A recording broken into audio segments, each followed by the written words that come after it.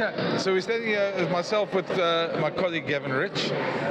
Hello, Gavin. How's it, Brendan? And we're going to talk a bit about the All Black test tomorrow. Big game. Boks can be 4-0 up. They could have, as I think somebody said, 6 out of the last 8. So is that a stranglehold? Well, I think that the games have all been pretty close, but and the New Zealanders, if you listen to some of the New Zealand apologists, they'll say, well, the games were close, so there's not that much between the teams. But if one team keeps winning, even if it's just by 1 point, that does mean something, because it's actually what is on the scoreboard at the end, who gets the W, that matters. So I think that the Boks are starting to get a bit of a stranglehold, maybe not quite yet as big as some people are making out, but if they win tomorrow and they've made it 6 out of 8, then I think we're heading in that direction. And I also think the Boks, if they win tomorrow, are probably going to win with something to spare. So I don't know if it's going to be one of those games that's going to be that close. It's quite an intriguing prospect, because there's for so long now, the last couple of games, guys like Sasha and some of the youngsters, Apalele, those guys getting their chances, and everyone's been raving about those guys and how they've done this season. But now the old guard, who's sort of almost been forgotten, the Andre Pollards, for instance, on our back, and they've got these guys nipping at their heels and are under a bit of pressure to produce. We know they can produce. Well, one of the things that Rossi has spoken about as one of his objectives with his selection policy is that he feels that it preserves the longevity, what preserves the playing careers, how long they go, by not playing every week. You'll remember Jake White used to always talk about Oosterhunt in 2007, how he was like an old diesel tractor and he had to be wound up. And remember, I mean, it used to be a big talking point back in those days that Oost didn't play in every single game, but that is the right way to go. I mean, there's some cricketers who are like that as well, some fast bowlers who get managed, and if you want the Sia Khaleesi's, the Eben Etzebeths, the Pieter-Steph du Toits, I'm talking about 3 guys who I think are pretty indispensable. If you want them to still be around in 2027, then you need to use them sparingly, and that's really what he's doing. I mean, I use Pieter-Steph advisedly, because he's a bit of a freak of nature, that guy. I mean, he goes for 80 minutes every week. I don't know if he knows how to slow down. He's definitely not a diesel engine. He's more of a Ferrari. Yeah, he is. I mean, that's I think one of the worrying things is how do you replace those guys? But they're starting to bring newer guys. I'm not quite sure that the Ben Jason Dixons and Salman Marats are quite the like for like at this stage. Do you think both of them could get to the same level? I think they do. I think they could. I mean, Salman's got huge potential. He's had potential since he was a school kid. I remember watching him at the Craven Week at Kearsley College in 2016, and there he was earmarked as a future star. The other big future star at that Craven Week was actually one Damien Willemse, who I saw just walk past just now. Damien's made it, but then Damien's a back. He didn't have Eben Etzebeth in his way. And Ben Jason Dixon, I think, was at that Craven Week as well. Not quite as lauded and as celebrated as the others, but then he's a player who does the donkey work. I think look, I spoke to John Dobson the other night when I was doing a feature on Ben Jason, and he says that he reckons he'll be as good as Pieter-Steph du Toit. He just needs to obviously get up his work rate, and Ben Jason Dixon is one of those players who is an incredibly sort of driven guy. He's an incredible hard worker. He's very honest with himself, as you know, because you would have seen his Instagram post. So I think Ben Jason Dixon will make it. Look, you can't, as Dobbo also said to me, you know, in sport we always talk about the next, in inverted commas, like the next Graham Pollock. For those of us who watched cricket in those years, like there would never be another Graham Pollock, and there was an AB de Villiers. He wasn't exactly the same, but he came through, and he's as talented a player, even though he wasn't a Graham Pollock. I think that, and if it's not Pieter-Steph, it'll be if it's not Ben Jason who comes through, there'll be somebody else, somebody we don't know about yet, who might be playing age group rugby.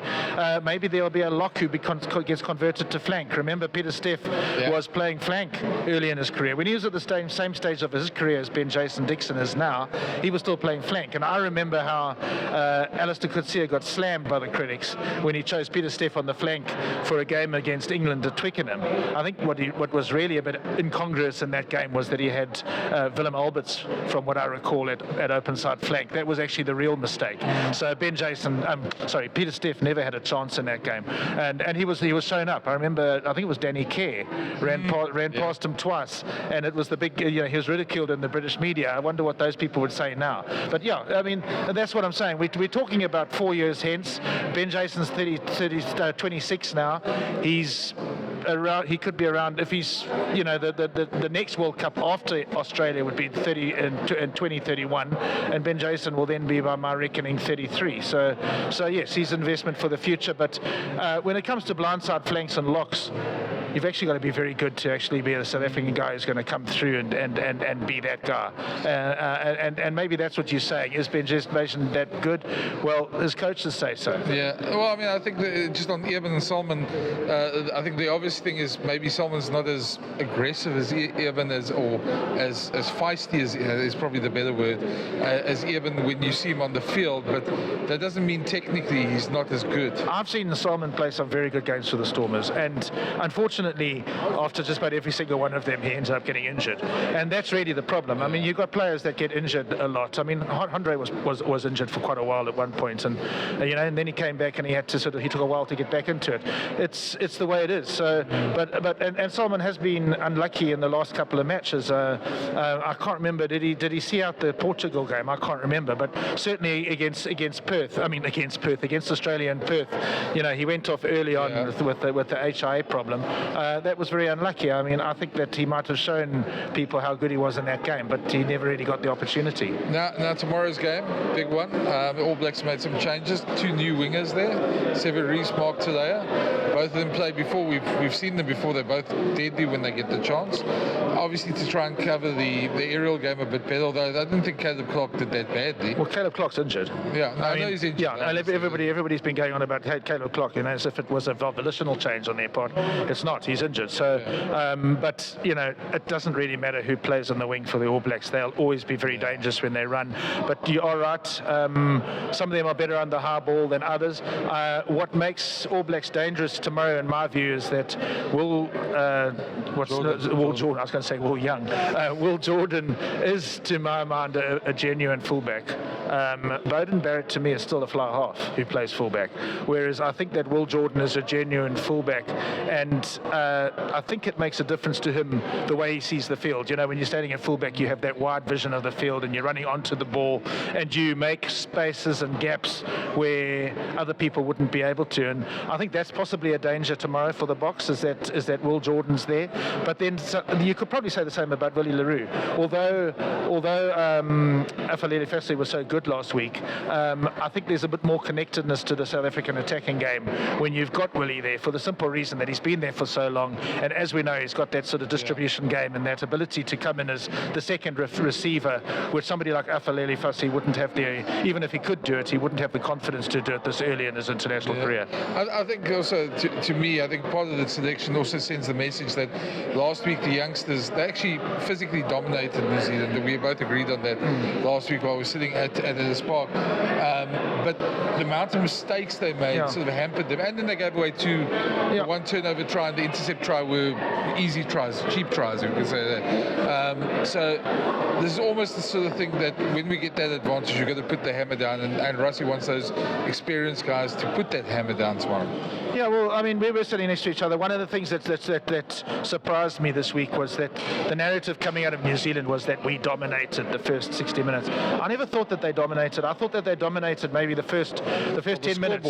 The first 10 minutes they did. The Springboks hardly got their hands on the ball, so they dominated that period. So Springboks had to really scramble then. But after that, I thought systematically the Boks were taking a physical control of the game, and they just couldn't get over the line, or they made mistakes, as you say. They made too many mistakes.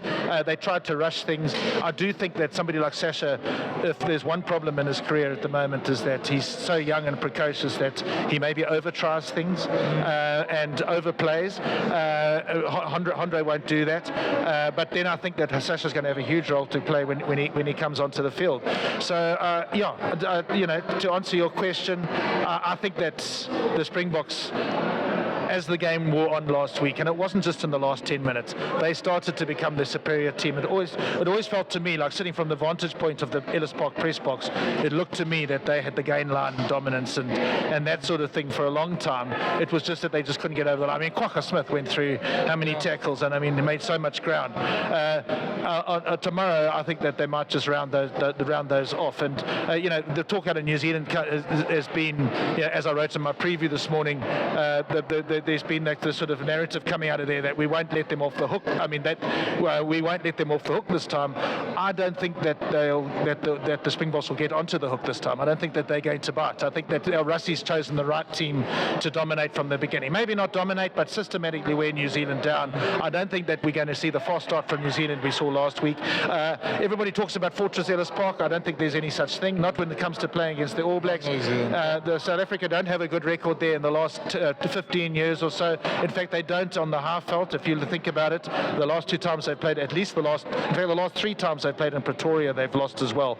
So, and at Soccer City or F&B Stadium, they've lost. So South Africa have a long history of failure at the half out, and there's a reason for that. And the All Blacks love that environment. They love the dry ball. They love the fast ground. Yeah. They love to stretch the game. I don't think they're going to find it as easy to stretch the game at at Cape Town Stadium as they did at Ellis Park, and that's why I don't think that it's going to be the same kind of game.